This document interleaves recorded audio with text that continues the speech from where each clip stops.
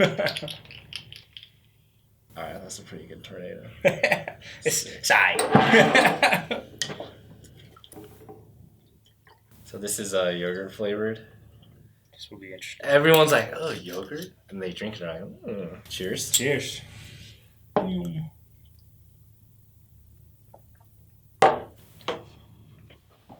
Not bad. Okay. Shinu.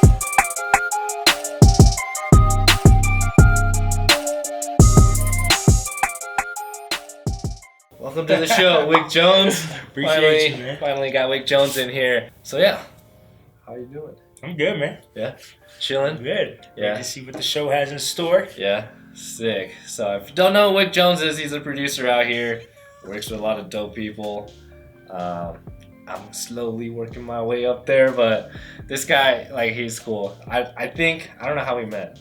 Like on Instagram, right? Yeah, I think on Instagram, yeah. Yeah. I first heard you through Mandy's project that you guys did. Right. And then, yeah, kind of from there, Mm-hmm. I think I followed you some way, somehow. And Right. yeah. And then I saw that you got like nominated for like the best producer, and then I was like, yo, good luck. Yeah. And then I think that's how we like first got in contact. Sounds about right. 2020 is upon us. Are you Yes. excited? I am, yeah. I'm excited to see what the new year's gonna have in store. Yeah. You know, there's a lot of things brewing, and with the studio that I'm at, Bright Future Media, it's you know, we got some interesting stuff coming. So I'm excited to get the year going and you know, just stay busy. Stay busy, yeah. I think 2019 for everyone was kind of like a busy year. I agree, yeah. Especially the music scene out here. Yes. Yeah. Everyone had a good year, I Yep. feel like, which is dope. And hopefully it's only on and up from there. Yeah. I did a lot of traveling this year, you Yeah. know, so hopefully I'll do the same next year and, Mhm. you know, kind of stir some things up, you know. Yeah, that's sick. What like got you into producing? Honestly, it's weird. Like, my dad is a producer, so he does a lot of jazz music and like old school, like hip hop. He used to do like all that stuff, and so it was just very interesting. Like growing up and being introduced to that stuff, because then I didn't care for it, you know. Right. But as I got older, I got more into like music. I had some friends from high school got me into rapping, Mhm. and then from rapping I went into producing. That's when I was on FL. Right. And then from there, I just kind of kept producing and kept, you know, I bought a machine and just, you know, it's been heads down producing since then. Then I started engineering Mm-hmm. probably like 3-4 years ago now, Mm-hmm. and I've been continuously doing that. And Mm-hmm. it's like another source of income for me as well. So Right. super dope, just being able to, you know, help mold the sounds of artists and for production or engineering. Mm-hmm. But yeah, so that's definitely what got me into it. It's kind of in my blood. Yeah. That's sick. I wish Yeah. like someone in my family was musically inclined. I don't think all like my cousins and stuff, they're all like pharmacists Oh yeah. or like that, and then I'm like the only one that's like liberal arts, You you know. So at first they're like, oh, like why couldn't you like be like the rest of the family? But then like now it's cool because like they like see like how much I've progressed. Yeah, like we see the potential. We're like, all right, Yeah. fine, we'll get behind it. So it's You know? all good now, but Yeah, I was lucky enough not to have those issues with my family. Like my mom, she was always very supportive, and you know, I'm like the middle child of my family, siblings wise, and you know, I just kind of made the moves whenever I needed to. If I needed to move, I went and moved. If right. you know, just kind of made everything happen the way that it needed to. So it was very interesting. And my dad was into music, and my grandpa on his side was into music. Like they're both like they played with like very prolific bands back in the day and Right. stuff. So it's pretty cool to kind of watch them and then just be like, okay, well, I see where I get it from. I'm just Right. musically inclined because of them, and it's like, nah, it's my choice to kind of build on that. And Right. That's dope. it's interesting, man. It's fun though. You know, this is what I find it passionate. Right. And I'll get off work and come do music. Right. You know, and I think like music is the universal language. Agreed. You know, Absolutely. it brings people together somehow. You know, even if you don't know what they're saying in yeah. a different language. Yeah. You know, it's definitely dope Yeah. to be able to play something in anywhere and it receive a reaction of some sort, Right. whether they understand what they're saying or not, and that's the beauty of music. Yeah, I think my goal before you leave today is get you hooked on Korean hip hop. Hey, I'm down to listen, man. I'm so down to listen. But yeah, when you're growing up, like, did you like play any instruments? Growing up, actually, yes, I played the viola. Okay. I played the viola in middle school Uh-huh. because my sister, who was a little bit older than me, she played the viola. So I'm like, I want to play viola too. Yeah. So I played viola. It was cool, and it helped me like kind of get introduced to like reading music and stuff. But it was kind of hard for me to like continue to do it because I didn't really read the music. Like I would read it to play it, but then it's like I would know right off the bat, like, oh, that's wrong. Like, nope, that's wrong. It's not that note. So I started learning by ear more so than by reading. And Right. so it just made sight reading more and more difficult for me, even in like reading piano sheet music. Mm-hmm. So yeah, eventually I stopped doing viola because I'm like, cool kids don't do viola. Cool kids don't play viola. I'm cool off that. Yeah. So yeah, and that's honestly one of my biggest regrets. I wish I could still play the viola. I'm sure if I picked it up in practice, I would be able to, but let's be realistic. Yeah. I think we're at an age where we're too old to like grab like a classical instrument like that. Right, and be like, oh, I'm gonna learn it. Yeah. It's like, oh, yeah, well, those uses are very minimal, but Right. I think it'd still be cool. Like, I would love to have like a viola or like a violin player, like just to come through a session and be like, like on a hip hop beat. Yeah, that would be dope. That'd be sick. That's something different. Right, and it's like I'm a big fan of just like organic sounds, like so like the piano, all of the orchestral instruments. I love all those instruments. It's like you can't replace those. Right. No matter what, it's like you're always gonna need a piano. Right. For something, guitars, all that. So, Yeah. Do you record with a lot of like analog instruments? Not really. I have my guitars. I have like an electric guitar, an acoustic guitar, and a bass guitar.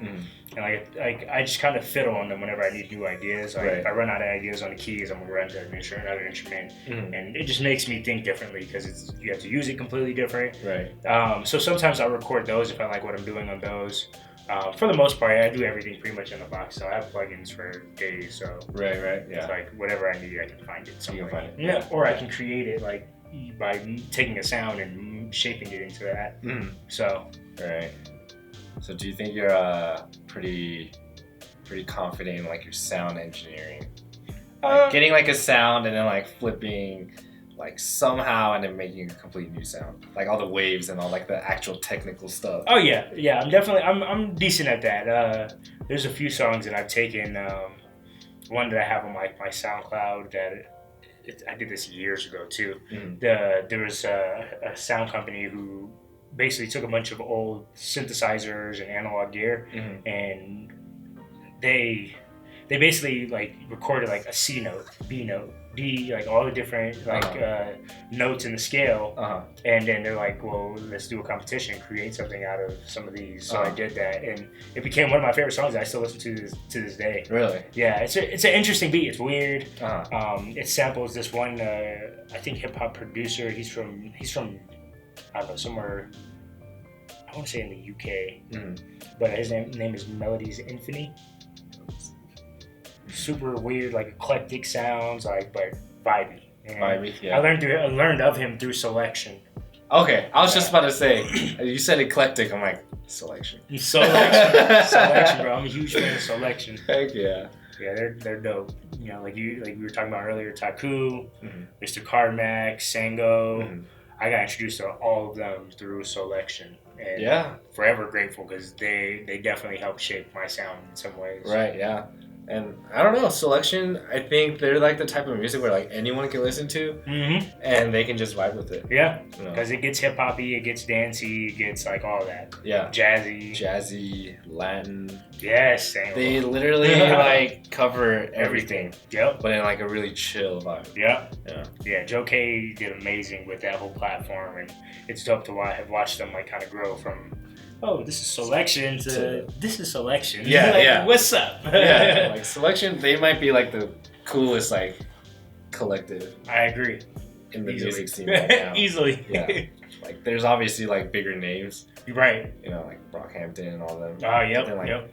I don't know. Selection, number one for like a collective. I would agree. And I just picture them too, like more as like really a collective rather than like a group or like any of that stuff. It's like just a collective of people because they produce, they DJ, like all that stuff. It's like they're just an amazing group of Right. talented people Right. that seems to be ever growing. Like they always like representing new people, and they help put other people on too. Right. So yeah.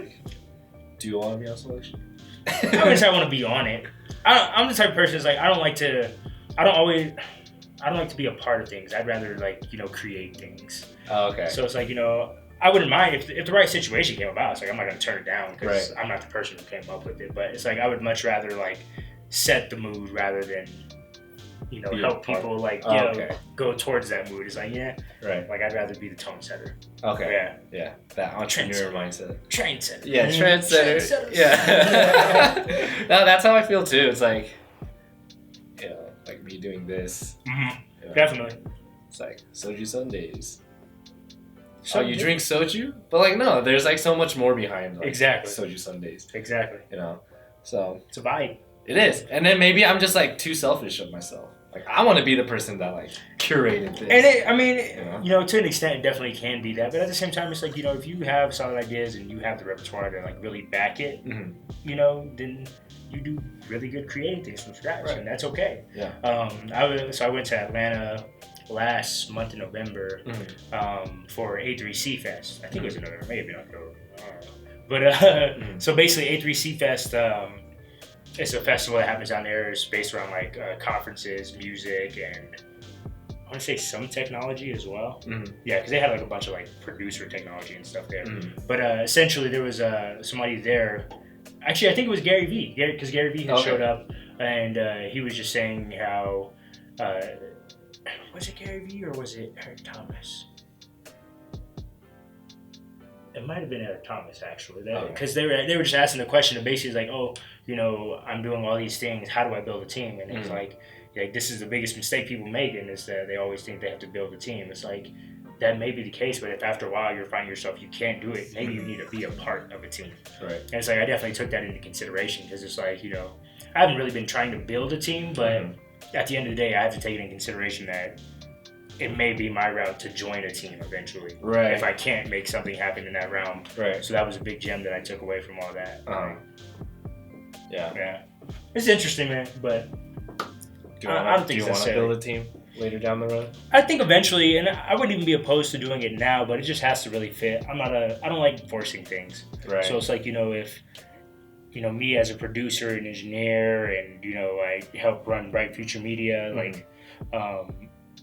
I think it would be beneficial to have certain people around us, and it's would I love to have those type of people around? Yeah, sure. Yeah.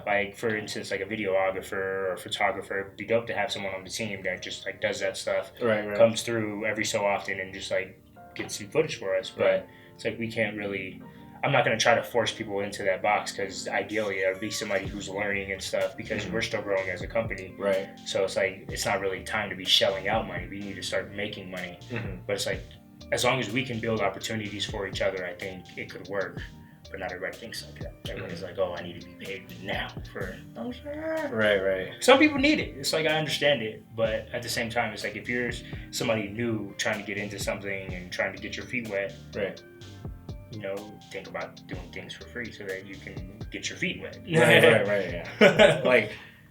Is that the same mindset you have when it comes to collabing with other artists? Or are you trying to just get that guap?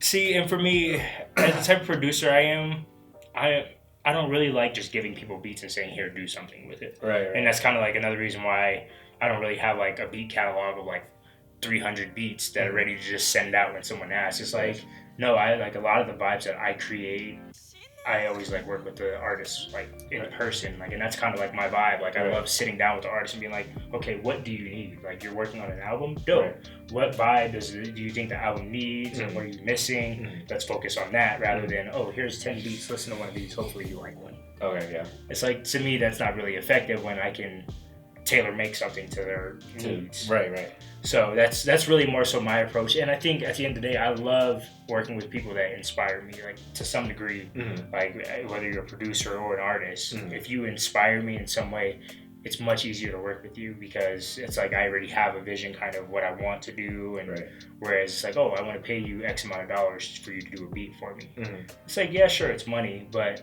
at the end of the day, am I gonna like the end product? Like, Right. are you gonna push it right? Like, so I just like to make sure that my efforts are as potent as possible. Like, I want to make sure that the artists that I'm working with are going to be, putting money towards promotion and all this other stuff, because a lot of artists don't do stuff like that. Right. And they're just like, oh, well, why isn't my name popping?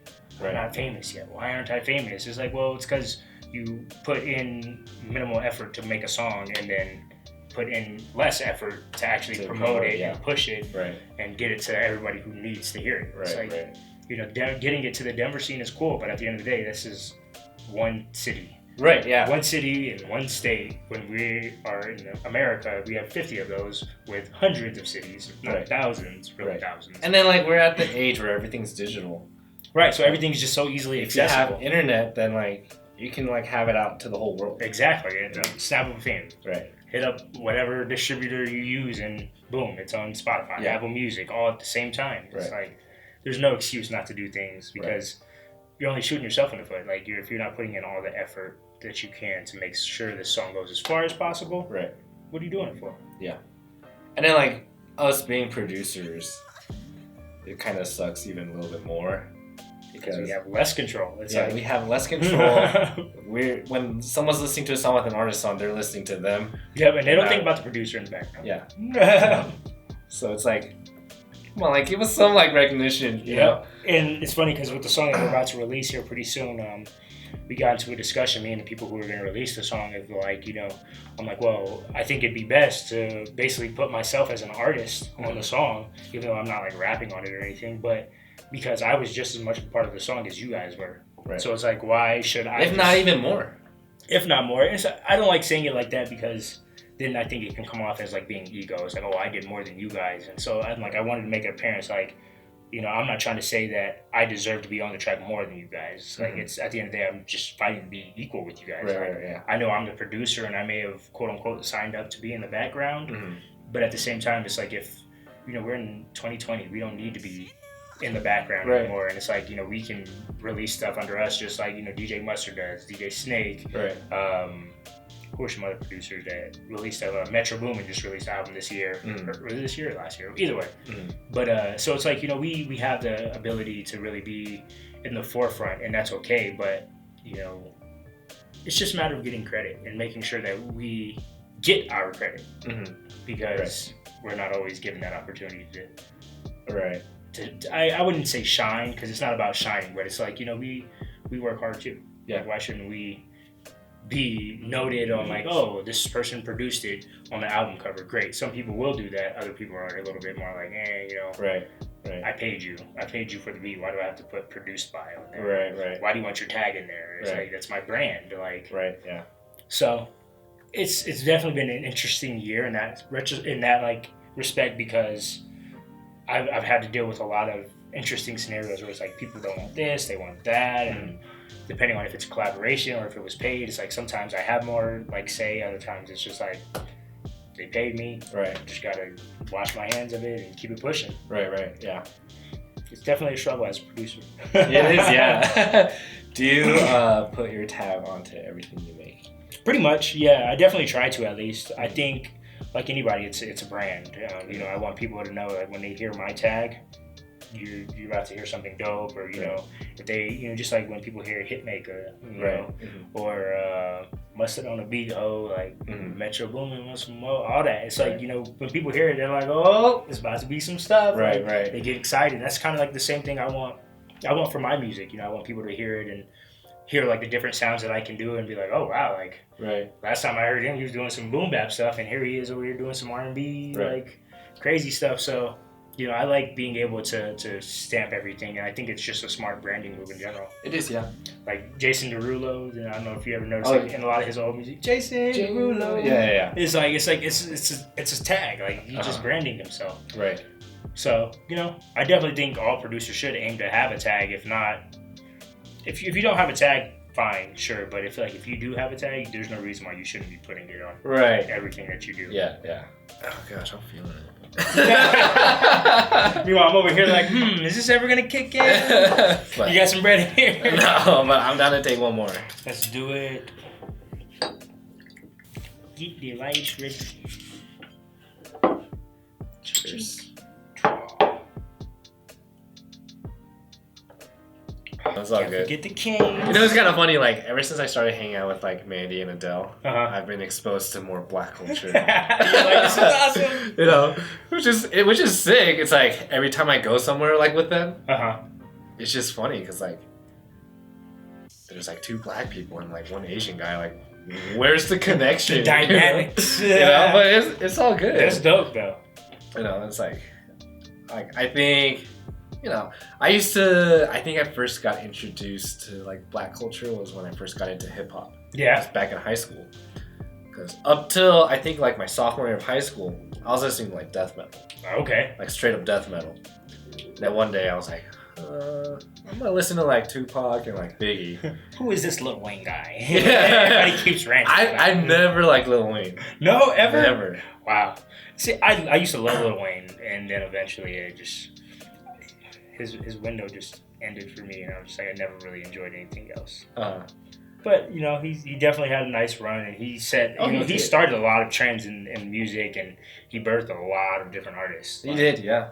A whole generation of artists. Really. I think like that period was like the whole bling rap. Bling bling. Right? Yeah. Yeah, like when he was big. But yeah, I never liked Lil Wayne back then. I like him now because he's trying to skate. Yeah, he is a little skater now. Yeah, and I think that's cool. He's been doing that for a minute too. Oh yeah, he's actually got like pretty good now. Yeah? Yeah. That's crazy. I remember I watched videos of him like when he first got to skating. I was like, oh, he's trash. You ain't no skater. There's like recent videos of him like skating. It's like, oh shoot, okay, I see you. You're gonna be a pro skater now. Trying to be Tony Hawk over here. Yeah, but yeah, Lil Wayne. The only song I like by him was like Fireman. I feel that. That album was. Fireman. That song was actually Start pretty beatboxing a song. Yeah. But yeah, Lil Wayne's cool. Or I just never liked his voice. And what's funny is that's what I hate about him now the most. Like he just does. I feel like he does weird things with his voice now. Like I never had a problem with his voice back then, but now it's like when I hear him on songs, I'm just like, are you serious? Right. Yeah. Especially when he's like doing auto-tune stuff. I'm like, just stop the auto-tune. Yeah. Auto-tune and they had their run. It's over with. Yeah. Let it die. But Korean music, they're using auto-tune there. I don't mind auto-tune, but it's just on his voice. I'm just like, no. Oh, I can't deal. He sounds super nasally. Yeah. He sounds like he's like holding back. I'm just like, no, bro. Just stop it, please. I just wish T-Pain never used auto-tune. Because he didn't need it. He's never needed auto-tune, but he still did use it. Yeah. Man, he's legendary too. Like, I don't think he gets enough credit. No. I don't think he gets enough credit at all. He changed a lot of sonics in music, and people just skimmed over like it never happened. Right. Like they know him as the auto-tune guy. Yeah, but like, I don't think they really so know. much more. You seen his Tiny Desk? Yeah. Amazing. Yeah, that was like the best scene. I went to his concert that he just did earlier this year, One Up, I think it was called, because his album. My little brother wanted to go, so we went, and it was interesting, and he did like some covers of like other songs. I'm like, yeah, no, this isn't for me. But when he was doing all his hits, I'm like, I forget how many hits he really had. Oh yeah, he was literally like everything he was releasing was like a hit. Almost. Damn near. Man, so much music has released, and I remember like so much music is ridiculous. Like a lot of people are like, "Oh man, you're like a walking like thesaurus for music." Right. Yeah. Oh, you know, it's like it samples this song. Right. Yeah, it's fun though. Like being able to like hear like those different sounds, like the different samples and stuff in music, and be able to like to cue it back, analyze it. Yeah, I'm to the point where it's like I can do like drum samples. Like if I hear specific drum samples, I'm like, oh, this is the snare from this song. This is a kick from that song. It's like, oh damn. Yeah, it's kind of cool though. Like I love being able to develop like my sonic palette. Right. Much. Yeah, and I think that's like a skill like every producer should have. Yes. Is to be able to like listen to a song and then like pinpoint like different parts of the song. Yes, that, and also knowing how to rework songs, like remake songs.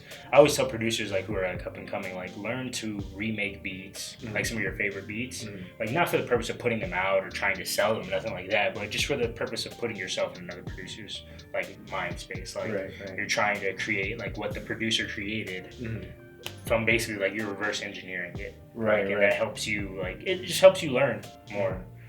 So, what's like your biggest tip you would tell another producer? Honestly, probably that, and learn how to network. Networking is so key. Like, and I've learned that a lot this year. I think the most this year because I moved around so much. Like, I went to South by Southwest, I went to A3C, I went to 3 different music seminars, one in LA, one in Miami, and one in Atlanta. And then just various, I did a beat battle in Dallas. So it's like I was everywhere literally this month or this year. And, you know, so just in each of those places, I found some way, some shape or form to work on music. Right. And I love that aspect. And I use social media to my advantage because it connects you to the world. Right, You can find anybody. I can find someone who lives in Africa right now who probably is looking for beats and say, let me send you some stuff. Right. Like 10 years ago, that wasn't a thing. Right. Yeah. Or maybe it was with MySpace technically, but MySpace. I think back then it was like SoundCloud. SoundCloud, I don't even think was around back then. 10 years ago? Yeah, no, it wasn't, because that's, acid rap came out like, 2011, 2013? Right, yeah. Somewhere around there. Yeah. So, I would say, SoundCloud was up, but I never was even hip to SoundCloud like that. I don't know, maybe I'm underestimating how long ago 10 years was in my life. That's like 16. When I started producing. Yeah, I was 16, because I'm 26 now, so 16. Oh, we're the same age. Yeah. So it's like, at about 16, that's when I was still in high school. I don't remember even listening to anything on SoundCloud, really. It wasn't until after I graduated high school, which was like the following year, going into the next year. Like, right, yeah. Because I graduated 2011, so. Yeah, I think like 2012, 2013, that's when I started listening to more like stuff on SoundCloud. Yeah. I'm like, oh, shoot, this stuff. So I got introduced to Selection. Me too. I found out Selection through SoundCloud. Yep, I'm pretty sure that was me too. Yeah. Man, and Selection Radio is so dope. Yeah. It still is dope. They still do it, Yeah. On Beats Radio. Yeah. So much music out there, man. Oh, yeah. There's so much music. Which is sick. You know? Yeah. It's good and bad, honestly, in my opinion. Just because you have so much being constantly released that it's hard to like really cut through everything and to be like, listen to me, like I'm worth the listen. Of course, everyone thinks they're worth the listen. Yeah. But it's just it's dope because the possibilities are endless, but at the same time, it's kind of like daunting. It's like you're up against millions of other artists who can release at any moment. Right. Fighting against Drake and Rihanna, that if they dropped their album, it would go crazy. Right. It's like you're fighting against all these people, but with the right promotion, the right team behind you, you can make stuff happen. Right, yeah. And I feel like this is probably like even back then. It's like it's all luck. Yeah, it's in luck and networking, man. That's why I said that. Is because it's like it's about being at the right place at the right time. But in order to get there, you have to put in the right amount of work and really prove yourself. So it's all like a perfect storm type of thing. And that's just like for me what I'm waiting on, so I can quit like my day job because I don't do music full time yet. Right. I can't wait till the day I can. Yeah. But until then, I'm doing whatever I have to do. I work a day job 9 to 5.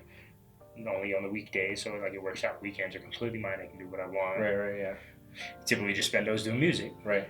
But like I said, it's definitely just like the perfect storm type of situation, and that's what I'm waiting on right now. Right, yeah. And I feel like every artist kind of feels the same way, because I know like everyone else is probably like working a day job and then doing like music equally as much. The day job. It's necessary, and I posted something about this a while ago on Instagram. I think it's like there's no sense in being a starving like anything, like a starving producer, starving artist, starving photographer, all that. There's no need because you can make money and use that same money that you're making to put back into your craft. Right. Yeah. And that's essentially what I've done. I always tell people like I chased the bag first, and then I chased my dreams. Like I went to school for IT.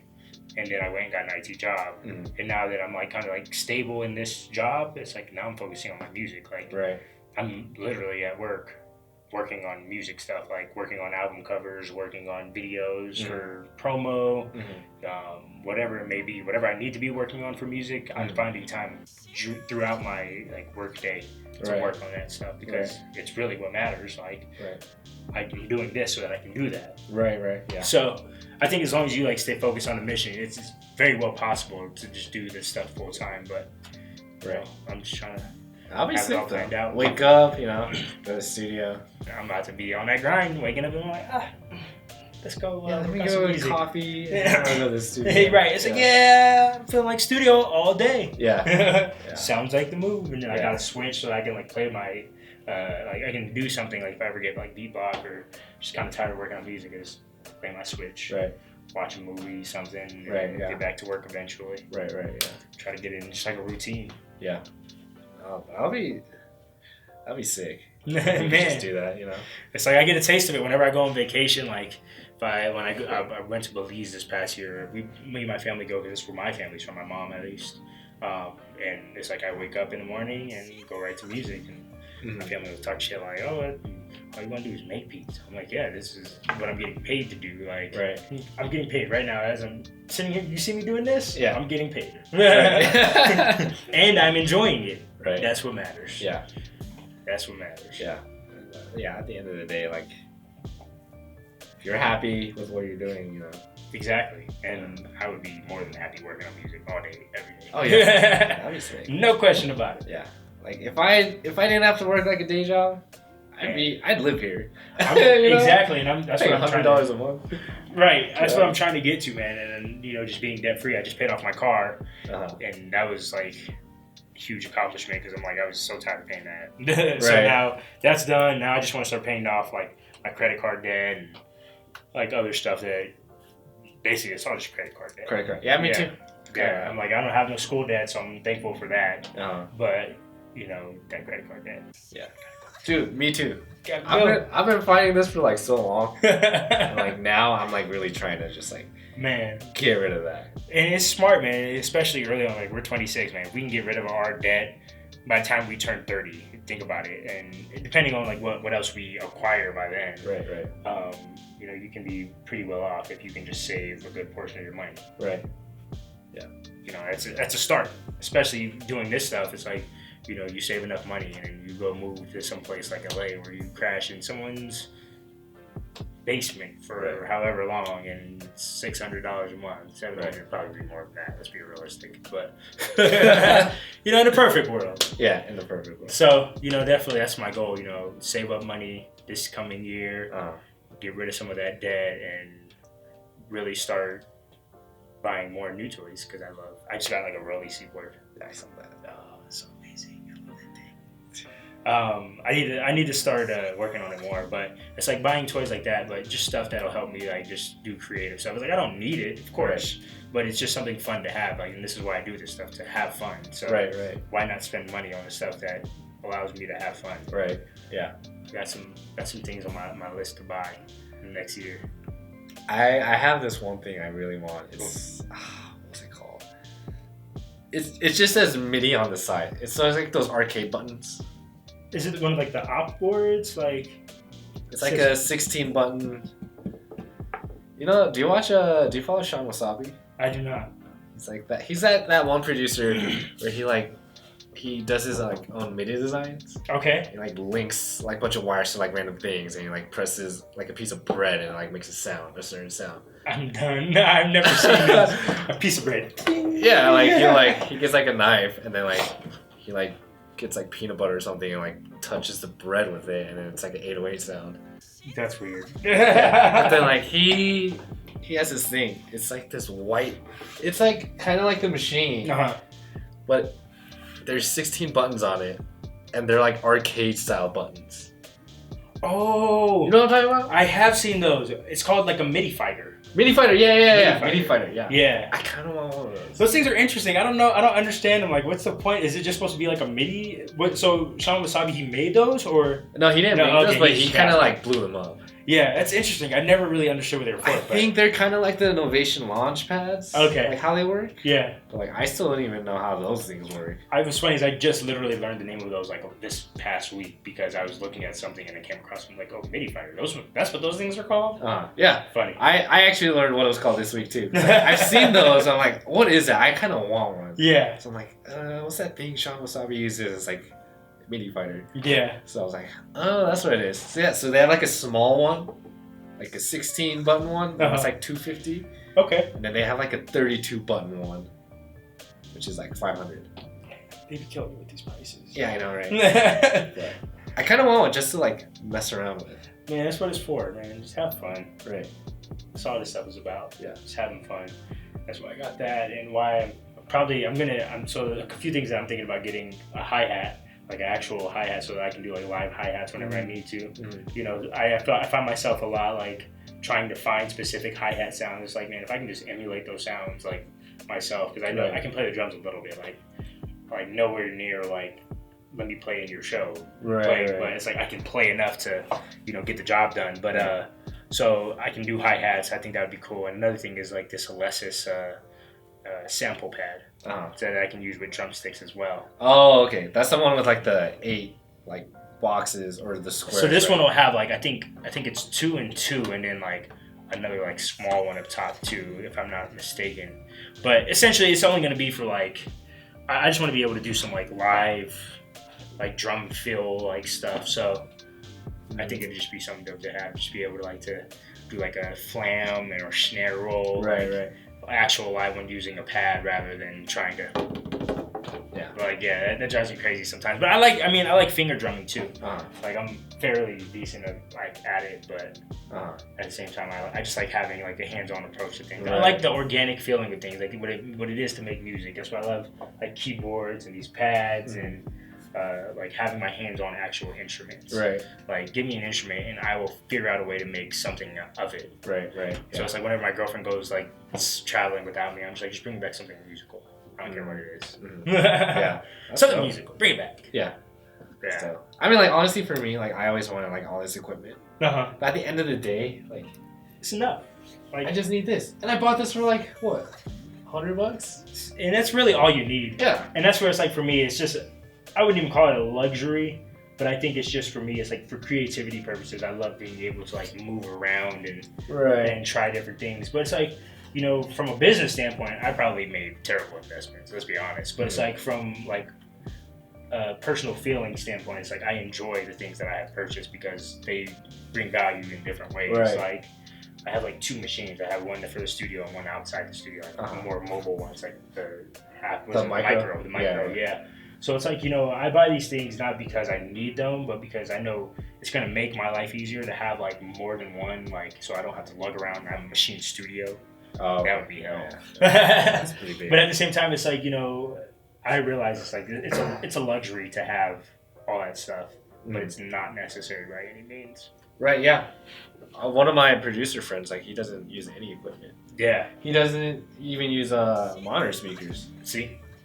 So he doesn't need an interface. Right. He's like, I just need to plug in my headphones and I'm good. That's it. And like he makes fire stuff.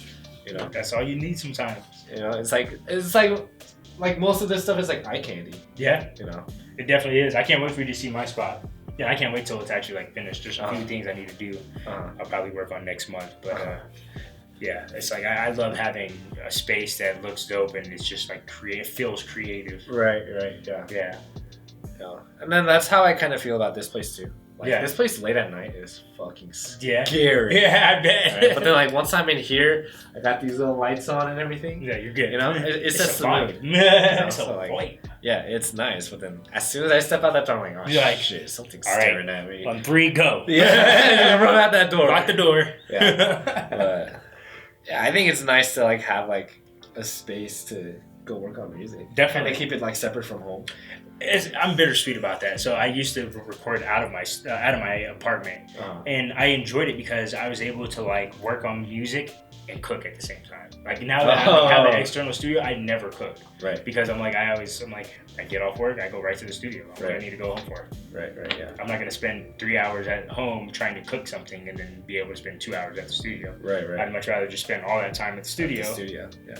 Either get something to go or just eat later on when I get home, like 1 to 2. But so it's like bittersweet because I did enjoy cooking and being able to like stop what I'm doing and do other things, but at the same time, like you said, it is nice having like a space dedicated to creating and stuff. No, that's how I kind of feel because when I used to have all my stuff back in my apartment, it's like I felt more lazy. It's like, oh, my bed's right there. Right. I'm gonna take a break. I'm kind of tired. I'm gonna nap, and then I end up just like falling asleep. Yeah. like here it's like I'm paying for this place. I'm like, okay, I'm paying for this place. I gotta make it worth it. I gotta make it worth it. Yeah. Do you try to at least like do you sell a lot of beats right now, or are you still working on building a store? I'm thinking about like setting up something like that, but at the same time, like I don't want to like put out my stuff like that. I feel it. I guess what's your main focus right now? Is it working with artists or? I think it's working with artists. Yeah. At first, it was just like making beats and stuff. Mm-hmm. And now it's like I enjoy working with artists. It's fun, man. Yeah, like the whole process. Yeah. Like, having the beat and then recording it and engineering it. Yeah. I think it's super fun. Yeah, agreed. You know. Definitely agreed. I think that's like my biggest thing right now. But yeah, I mean like I will still like send out like beats to like Korean American rappers. Yeah, definitely. You know. Try to network and make those connections. Yeah. But sometimes I like to like record myself too. Yeah. Like, I don't sing or anything. But yeah. Like, auto-tune. Yeah. Yeah. Auto-tune got me. Yeah. Like I actually have like a single out on Spotify and Apple Music. Oh yeah. Like if I pull up that sequence and I turn the auto-tune on, you're gonna go, what the fuck? Like, oh shit. But then like auto-tune on, it sounds good. Yeah, that's all. So like sometimes like I just like to like that's right. make a song and then like just write lyrics for it and just see what it sounds like. Nothing wrong with that. Yeah. If anything to demo for the next artist, and you're like, oh, I have this idea. Listen to this. Right. Yeah. Boom. Like there's a song I did with Adele. I sent it to him. Like, so normally what I like to do is like when I make a track, I usually like to record like a hook. Mm-hmm.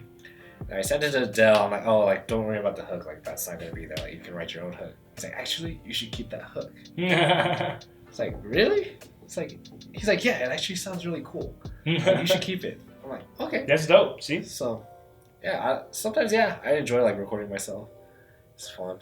I can like hear what I sound like. Yeah. With like the song. Yeah. It's not the best, but like. Yeah, when I used to rap, I never liked my voice, and come to find out, I guess no one really likes their voice. Yeah, I don't think anyone likes their voice. I think the last episode we filmed, we were just talking about this, like, just because like we hear like how we hear our voices like through our head, but then like they don't like how they hear from like an external source. Yeah, it sounds nothing like. Yeah. I'm like, what is this nasally sounding high pitch? Right. Yeah. Tell this guy to shut up. I'm just like, yeah, that's why I don't rap. I hate my voice. Maybe you gotta spit some bars. I mean, no, it's not gonna happen. It's like I remember some of like my old verses, but even then, no. I ain't a rapper though. Yeah. I gave those. I hung that hat up. Yeah. I think it's hard to be like a producer and like. I feel like it would be easier actually. Like if I just rap over my own stuff, I would not need any artist. That's true. But it's like I don't have the patience for that. Like that's a whole other craft that I'm. That is a whole other craft that you have to hone and in develop, and it's like I don't have the time for that. Right. Yeah, that's a lot of work. Yeah. So that's why there's like those different levels. So, like that's why you need a producer. That's why you need a songwriter. Right. Rapper, singer, vocalist, whatever. They all kind of just work together on it. That's what I need to start doing more is like just linking up with songwriters. And hopefully, there's actually probably going to be some opportunity to make that happen a little bit more. So I'm excited for that. Yeah. Just start locking in with songwriters and getting vibes down that they need for whoever needs music and stuff. Right, yeah. I think it'll be fun, man. Yeah. No. Oh, yeah. It's crazy. I was introduced to an idea of making like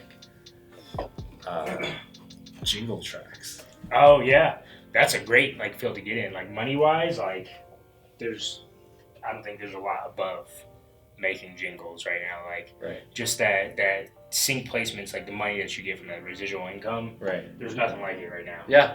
It's definitely not a bad thing to look into. Yeah, because I always thought like if you're gonna be a producer, like you have to make music for artists, but like no, like you can make music for like anything. Yep, pretty much. Which is crazy. It's definitely limitless, all the stuff that you can do. Yeah. So we try to make like a Christmassy themed. Yes, I forgot about that. Yeah. I'm down. I'm super with it. All right. Well, let's do that. I think Pro Tools is like, I don't know, for me, it seems like the most non-user friendly.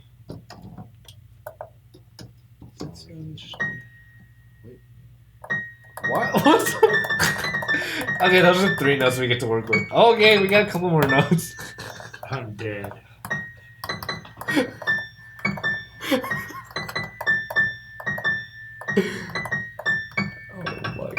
you serious right now?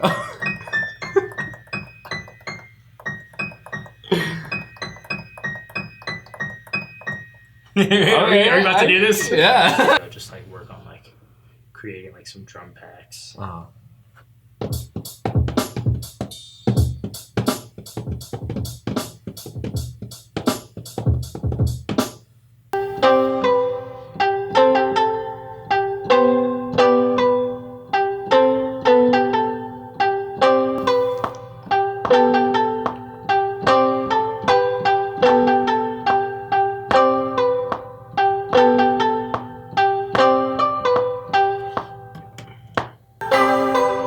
I'd say mess with that.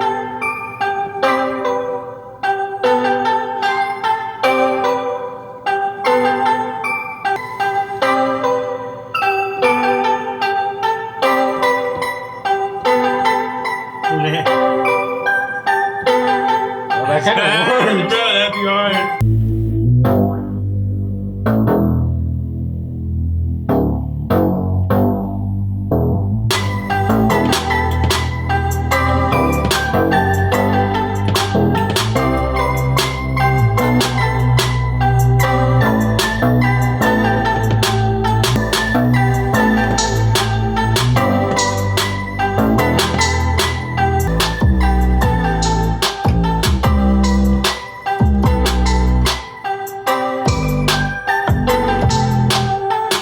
Yeah, I figure I want to go with that. I almost want to speed this up a little bit. Okay.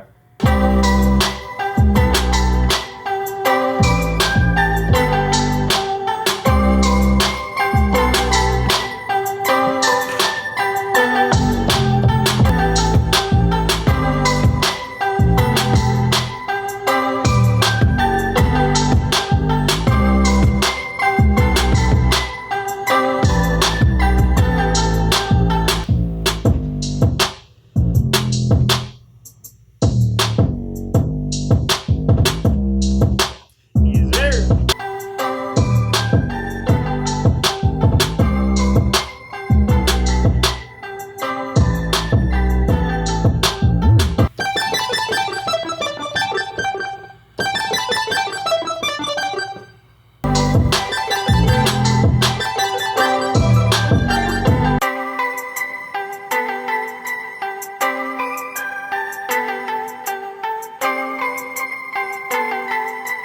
Who is Wicjones?